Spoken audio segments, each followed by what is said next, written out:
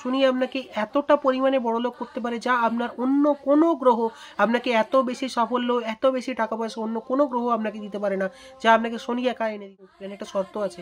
কি শর্ত? শনির থেকে আপনি যখন কিছু নেবেন তখন সবসময় মনে রাখবেন আপনাকে অনেক কিছু খোয়াতে হবে। কালপুরুষের কুণ্ডলিতে শনি দশম ভাবের অধিপতি এবং একাদশ ভাবের অধিপতি।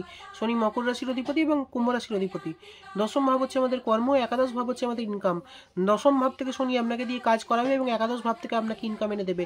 শনিকে ধরে যদি আপনি চলতে পারেন, শনি আপনাকে এতটা পরিমাণে বড়লোক করতে পারে যা আপনার অন্য কোনো গ্রহ আপনাকে এত বেশি সাফল্য, এত বেশি টাকা পয়সা অন্য কোনো গ্রহ আপনাকে দিতে পারে না, যা আপনাকে শনি একা এনে দিতে পারে। তার কারণ হচ্ছে গিয়ে শনি কর্মের কারক, শনি দশম ভাবের অধিপতি, শনি একাদশ ভাবের অধিপতি।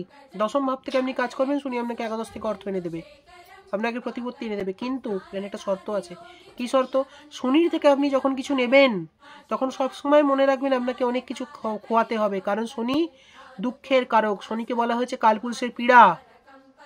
বৃহৎ পরাশরী হরশাস্ত্রে শনিকে কালপুরুষের পীড়া বলা হয়েছে। শনি আপনাকে যখন কিছু দেবে আপনি যাতে কিন্তু খুশি হবেন না, আপনার তার সাথে একটা কোথাও না কোথাও গিয়ে একটা হতাশা, একটা দুঃখ কিছু রয়ে যাবে। আপনি দেখবেন আমাদের সমাজে আপনি এমন প্রচুর মানুষ দেখতে পাবেন যারা রাত দিন পরিশ্রম করে জিরো থেকে হিরো হয়েছে। আজকে তাদের কিচ্ছু ছিল না, বস্তিতে থাকতো, সেখান থেকে আজকে সে কোটি টাকার মালিক হয়েছে এবং সৎ পথে ইনকাম করে। আমি অসৎ পথে ইনকাম করার কথা বলছি না, অসৎ পথে ইনকাম করার কথা বলছি না। এরকম সৎ লোক, খেটে খাওয়া মানুষ আপনি দেখবেন যারা একদম গরিব থেকে বড়লোক হয়েছে।